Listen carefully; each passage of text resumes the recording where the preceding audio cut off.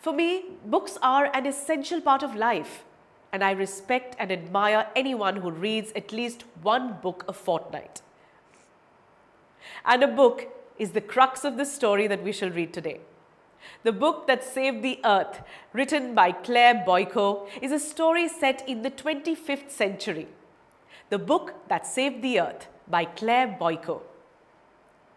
Time, the 25th century. Place, the Museum of Ancient History, Department of the 20th century on the planet Earth. Before rise, spotlight shines on historian who is sitting at a table downright on which is a movie projector. A sign on an easel beside her reads, Museum of Ancient History, Department of the 20th century. She stands and bows to the audience. Historian. Good afternoon.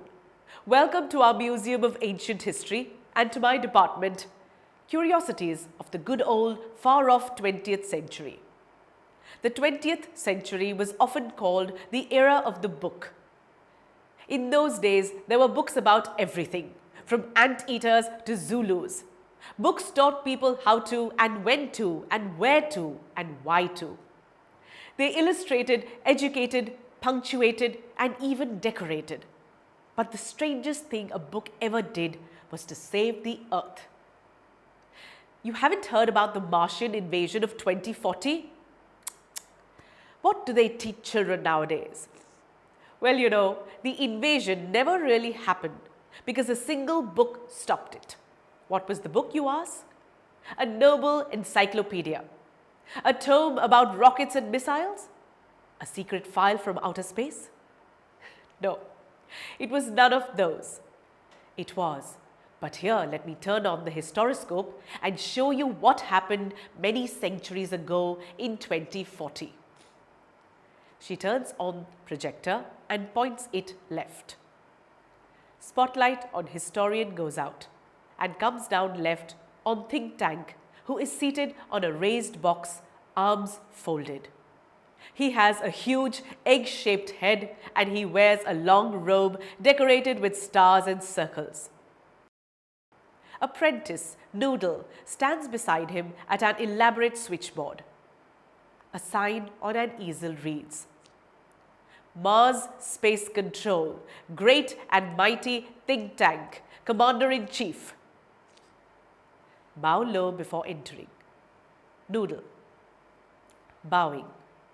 Oh, great and mighty think tank, most powerful and intelligent creature in the whole universe.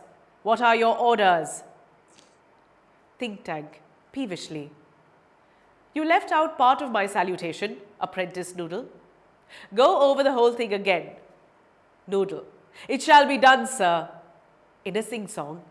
O great and mighty think tank, ruler of Mars and her 2 moons, most powerful and intelligent creature in the whole universe. Out of breath. What are your orders? Think tank. That's better, Noodle.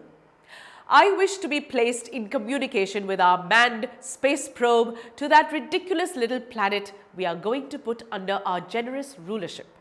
What do they call it again? Noodle. Earth, your intelligence. Think tank.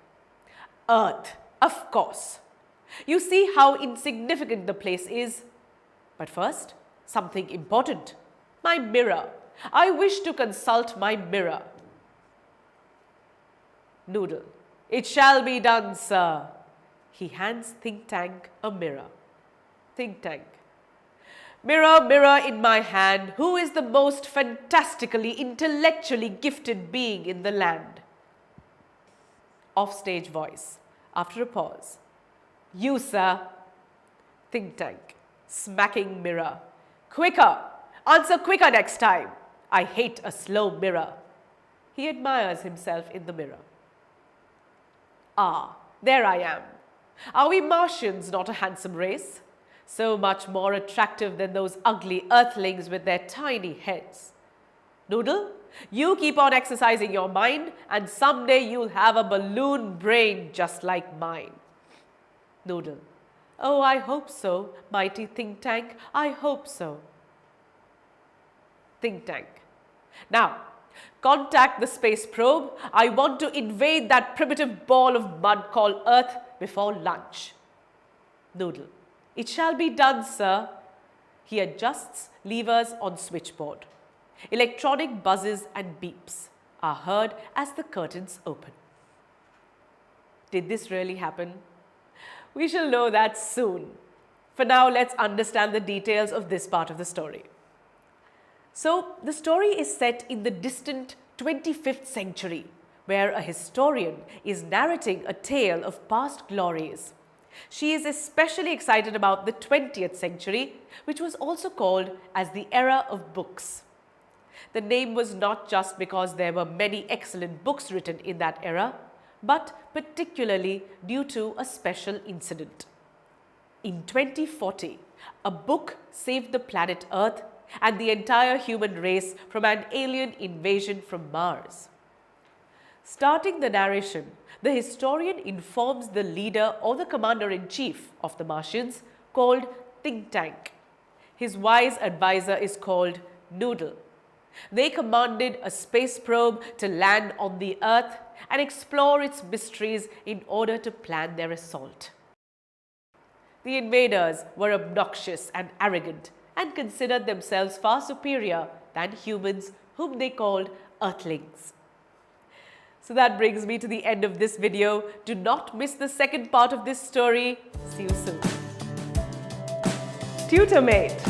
For more amazing video lectures, download the free app on the Apple App Store or Google Play Store.